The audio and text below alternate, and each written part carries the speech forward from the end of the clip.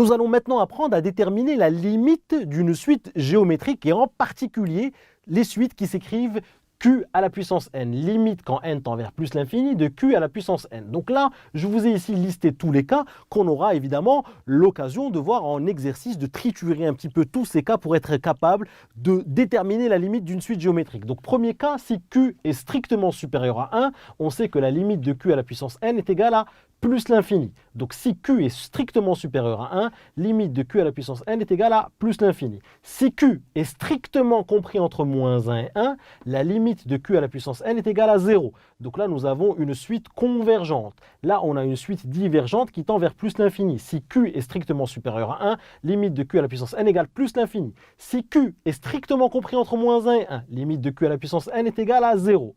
Si q est inférieur ou égal à moins 1, donc par exemple la suite moins 1 à la puissance n, rappelez-vous, on l'a vu celle-ci, elle fait 1, moins 1, 1, moins 1, 1, moins 1, donc on a déjà expliqué que cette suite-là n'admet pas de limite. Et en fait, c'est le cas pour toutes les suites qui s'écrivent q à la puissance n avec q inférieur ou égal à moins 1. Toutes ces suites-là ne vont pas admettre de limite. Et on a le cas très particulier de q égale 1. Si q égale 1, ça veut dire que ma suite s'écrit 1 à la puissance n. Et 1 à la puissance n, c'est 1. Donc c'est une suite constante. Et si la suite est constante, ça veut dire que limite de 1 à la puissance n est égale à 1. Donc là, si vous voulez, nous avons ici 4 cas. Le dernier cas, c'est un cas particulier. Si q est égal à 1, ça me donne 1 à la puissance n. Et 1 à la puissance n, c'est toujours 1. C'est une suite constante. Donc la limite, c'est 1. Si q est inférieur ou égal à moins 1, la suite n'admet pas de limite. Si q est strictement compris entre moins 1 et 1, la suite est convergente et tend vers 0. Et si q est strictement supérieur à 1, la limite de q à la puissance n est égale à plus l'infini. Donc évidemment ici, dans cette vidéo, je ne vais pas vous faire la démonstration de ce théorème, de ces résultats, nous n'allons pas les démontrer, il va juste falloir les retenir et on va tout de suite voir des exemples, comment utiliser ces formules, comment utiliser ce théorème pour déterminer la limite de suite géométrique. On reste ensemble. Allez, on va voir des exemples ensemble. Regardez ici, limite de 2 fois 3 à la puissance n. Donc évidemment, je ne vous écris pas quand n tend vers plus l'infini, puisque toutes les suites, en fait, on cherche quand n tend vers plus l'infini. Donc limite de 2 fois 3 à la puissance n, ici c'est une suite dont on a le terme général, c'est-à-dire c'est une suite explicite. Qu'est-ce qu'on remarque? On remarque ici qu'on a q à la puissance n, 3 à la puissance n. Donc on va d'abord s'intéresser à ça. Et on sait que q à la puissance n, quand q est strictement supérieur à 1, on l'a vu, c'est plus l'infini. Donc cette quantité-là, on sait par théorème qu'elle va tendre vers plus l'infini.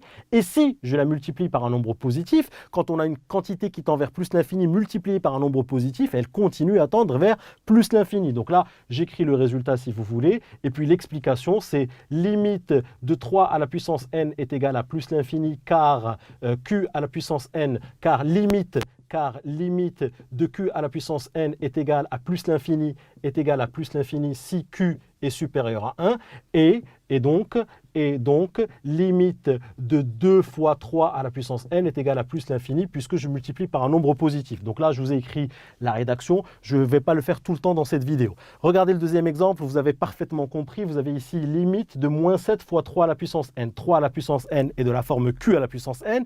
Q est strictement supérieur à 1. Donc ceci tend vers plus l'infini, mais quand vous avez quelque chose qui tend vers plus l'infini, vous le multipliez par un nombre négatif, boum, ça se met à tendre vers moins l'infini. Donc ceci tend vers plus l'infini, mais multiplié par un nombre négatif ici, ça va se mettre à tendre vers moins l'infini. Donc voilà pour ces deux premiers exemples. Allez, les deux exemples suivants, regardez ici, on vous demande la limite de 5 fois moins 3 quarts à la puissance n. Qu'est-ce que je reconnais ici? Je reconnais q à la puissance n. Comment est le q? La valeur de q, comment est-elle? Eh bien ici, moins 3 quarts est strictement compris entre moins 1 et 1, puisque moins 3 quarts, c'est moins 0,75. Et moins 0,75 est compris entre moins 1 et 1. Strictement compris entre moins 1 et 1. Donc par théorème, je sais que cette quantité-là va tendre vers 0, puisque limite de q à la puissance n, quand n est strictement compris entre moins 1 et 1, ça tend vers 0.